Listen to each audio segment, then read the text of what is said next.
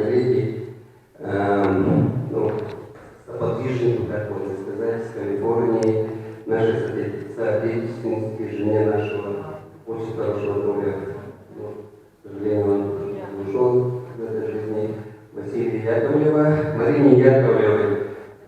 Чуть-чуть вкратце расскажу, потому что обязательно надо подчеркнуть, что благодаря ее статье в журнале «Елин», я год не помню, наверное, скажет, мы узнали о наших депутатах, которые были в Покросе. Это был сенсационный материал, потому что мы думали, что мы живем локально, да? А оказалось, что мы были одними из ведущих работников русско-американской компании, которые строили Форт Росс, охотились, содержали Форт Росс. И поэтому этот материал был для нас стимул для того, чтобы мы поставили Сергея памяти на этой земле. Марина сама расскажет об этом.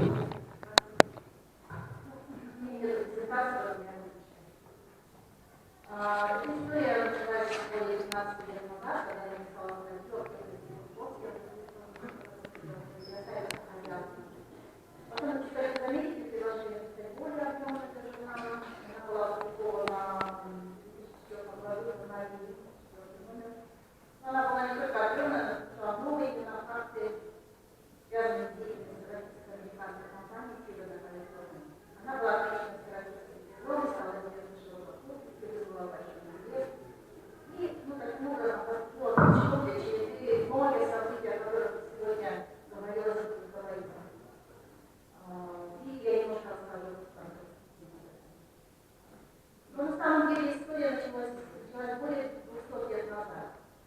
Когда в начале 19 века как раз Бизанов, один из учредителей первой американской компании РАК, торговое объединение, созданное специально для сохранения Аляски как экономического побережья, выступил инициатором настройки южной крепости, как продовольственная база Русской Америки на Аляске и на островах для морского флота.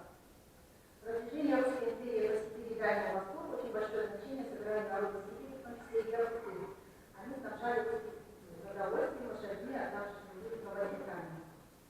В разные годы враг вне Иркутии работало более 100 человек. Это крестьяне, купцы, предприниматели, крестьяне, комиссионеры, священнослужители, иркутские, венские и другие. Для поступления на службу в РАК иркутцы получали разрешение от местной власти. Народные правы выдавали билеты на право выставить наследие на определенный срок, обычно минимальный, на контракт на 7 лет. И по окончании контракта они должны были начать обратно. Наконец, в декабре 1820 года главное правление РАК приняло постановление, по которому должны были приниматься на службу в компании рабочие люди от промыслов и прочих исполнений. И людей нанимали, оформляли промышленниками. Это наемные рабочие на различные работы, охотники, плотники, включая народных строителей, фермеры на сельхозработы, как огородничество, хлебопашество и так далее. Также промышленники использовались в качестве проводников и для охраны населения русской Америки от рождения так лиц. Только в одном документе от 31 августа 1860 года, представляющий собой указ Коломенского суда Русское народное право о воевании путов на службе российско-американской компании на Аляске, приведены имена более 20 путов. Архивы свидетельствуют, что в кавычках «Иркут Бурцев строил очень корабль на Архангельске, шел обмен товарами между жителями Аляски и жителями Сибири. Иркутские нашли копии неизвестного мужа Балаки, самой любимой публикации Наши соотечественники, которые находились на службе РАК, обычно являлись выходцами из Центральной Америки. Большинство из улусов и наследок, расположенных на правой стороне реки, именно по пути от Иркутска к Охотскому морю. К ним относились родовичи Бахрусского улуса, первый и второй, Хаталинский, первый Вологодский, Славского, первого Шахтского наследов, и Левинского улуса, первый, второй Митрохинских, Батаринского, Гурянского, Джубыльского наследов. Вероятно, первый якут, прибывший в Калифорнию, был Логин Захаров. Это произошло в 1816-17 годах. Наши земляки были хорошо знакомы со скотоводством и разными ремеслами. К тому же они хорошо разговаривали по охоте на морского охотника и горных охот Октябрьской. Служили матросами, валовыми рабочими, работали в мире на производстве. И имена значатся в списке денежных компенсаций за строительство судна-яхта. Семи плотников первого класса двое Герасимов и Яков Орлов. Всего с 1820 по 1838 годах в Форсе побывало всего его 12 мужчин и 4 женщины. Это не считая их детей, в том числе от смешанных браков, которых в каждой семье было по несколько. Как можно заметить, в первые годы форте были только мужчины, а потом стали прибывать жены и дети. Вот некоторые имена и факты. Вот в России было несколько якутских индийских смешанных семей. Например, семья Иванова, которая прожила в 6 лет до фотографии. Семья Николаева, родина Олимпиады. Николай Якут состоял на службе 1832 года, работал в Форт-Росси, где он имел свой дом. Выехал на родину через Охотск весной 1841 года. Я хочу отметить, что по контракту они должны были в российских лет возвращаться на родину. Но многие подавали на документы, я скажу, чтобы оставаться дольше. И кому-то эти документы порядок, большинству, конечно, нет. Семья Пермякова. Пермяков Степан Яков состоял на службе пильщиком и плотником. В 1829 году был отправлен на Бриге Головнин для работы под кров со своей женой Степанидой. Она была, вероятно, эскимосская экипировка. Он выехал из колонии на родину в мае 1844 года. Так, следующий Павлов Петр. Причем указано его имя, сын Наим. Якут служил в Анхельском отделе российской колонии в начале 1800-х, служил колонником, то есть скотником. В Форт-Россе. Женился в 1829 году на полифонице Янки, Екатерине Степановне. В 1829 году они вернулись на Сильку, и у них было двое дочерей, Матрена и Ирина. В 1843 году Петр Попов ходатайствовал о причислении к колониальному гражданству, то есть мать его статус, колониальное гражданство. И его ходатайство было удовлетворено, но в этом времени он не выиграл гражданство. Оклопов Яков Якут служил плотником и в Калифорнии на Бриге и Штурманских. Этот Бриг потерпел крушение у мыса Боровья Алена в 10 лет в 1820 году. Но он спасся и продолжал свою службу. Другие, например, имена тоже есть, не относящиеся к Калифорнии. Избеков Прокофий Якут, он служил в Курильском отделе, был применен во время захвата русского РУ английского десанта в начале сентября 1855 года. После освобождения из плена служил в Новоархангельске и скончался в марте 1858 года.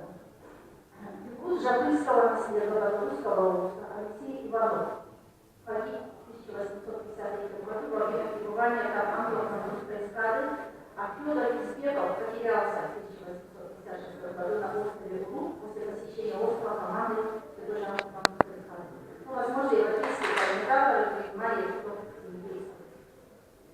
Еще одно интересное имя. Попов Иван, русский христианин Английской волости, был послан в 1806 году в Америку. Здесь в 1809 году вместе с Наплавковым возглавил заговор против главного правителя Ваганова, намереваясь убить его и нескольких приближенных, а затем на корабле открыть и бежать на тропические острова. Ну, возможно, на Гавайях, потому что на Гавайях был русский флот. Заговор был раскрыт благодаря предательству Лещинского. Его главные зачинщики были высланы в Аталак для суда в Охотск, был Петербург. Ну, а потом он приговорен к казачным работам в Сибири. Якутский купец Водоярнов Прокофий дважды участвовал в снаряжении для промыслов на Якутских островах Святой Прокофий. Шахмудин Петр, крещеный Эвен, участвовал в экспедиции Шелихова, знаменитая экспедиция Шелихова, отправившегося в 1783 году из Охотска на остров Ходяк для основания первого постоянного русского поселения в Америке и дальнейшего служения. служил в армии более 20 лет. То есть наши соотечественники участвовали в развитии русской Америки с самого начала, самых первых экспедиций. Ну, также нельзя, конечно, говорить о великом миссионере Илье Вениаминове. Он был убит, знаток русского языка. Он жил 7 лет в 1853 по 60-е годы. Здесь он активно занимался христианизацией жителей, проводил службу на якутском языке, открывал церковно-приходские школы. И до этого работал на Аляске, и также он был в Форт-Россе, где также проводил активную исследовательскую деятельность, провел перепись Форт-Росса в 1836 году. Вот такие удивительные судьбы были у людей в Якутии более 200 лет назад. Теперь я хочу сказать немножко о нашей Сахалинской, потому что по следам этой моей работы на протяжении более 10 лет идет активное сотрудничество Сахалинского США с администрацией исторического парка Форт-Росс, регионального парка Гуалава, акция Гуалавы и организации Ильяна. Мы работаем над тем, чтобы история Форт-Росса была забыта и поддерживалась. И я хочу подчеркнуть, что мы не только вместе работаем, но нас связывает личная дружба. В общем, Форт-Росс объединил нас всех. И хочу сказать отдельно спасибо Робину. Thank you very much for your help at that time, at the beginning. За помощь в начале этих событий. Она очень помогла. Также в Аляске есть контакты, установлены контакты с официальными представителями коренных аляских и других тех работ над совместными проектами. В мае этого года мы были впервые официально включены в празднование Дня коренных аляски у Аласка в Дрейфорсе. И в это же время мы установили памятную табличку СРТ, которая стоит в гостинице Игорьков недалеко от Киранского. Также несколько лет уже принимаем участие в ежегодном летнем фестивале «Форт-Росс». Мы надеваем свои национальные одежды, работаем на кухне, варим весну под открытым небом, решив чудо посуду, угощаемся оладьями, рассказываем про Сахалинскую и разговариваем с гостями фестиваля, стараемся донести информацию. И у нас есть много будущих планов, мы хотим, чтобы упоминание Сахара-Божьего российско-американской компании было наглядной неделе Форт-Росса. Также планируем установить памятную доску нашей администрации в Форт-Россе. Ну, на Сахалинском моменте, мы будем надеяться на поддержку власти в этом направлении. Ну, также я хочу отметить, что члены Сахалинского власти являются подлинными народными дипломатами. Это именно они, знающие условия жизни этих стран, обладающие языками, возможно, помогают установлению дружественных связей между людьми, ведут переговоры, изучают историю, настоящих документов этой страны. Таким образом, являются очевидными людьми, достижением успеха, который можно проверить. Напоследок я очень хочу сказать, что мы очень благодарны. Я перечислю имена, да, многих из них я сегодня вижу здесь. Большое вам спасибо. Яковлев Михаил Ильичков, Семен Ермолаев, Марк Махрозов, Степан Фигуров, Лука Егоров, Юрий Синофронтову, Андрей Шукачеву, Шагару Соловьеву, земляка в Америке, многим всем, кто нам помогал. То, что сейчас имеет кусочек своей культуры далеко от родины. Каждый год ДНСР, когда точно состояние американцев, мы собираемся на экспертизу наших стратегий, отдаем свои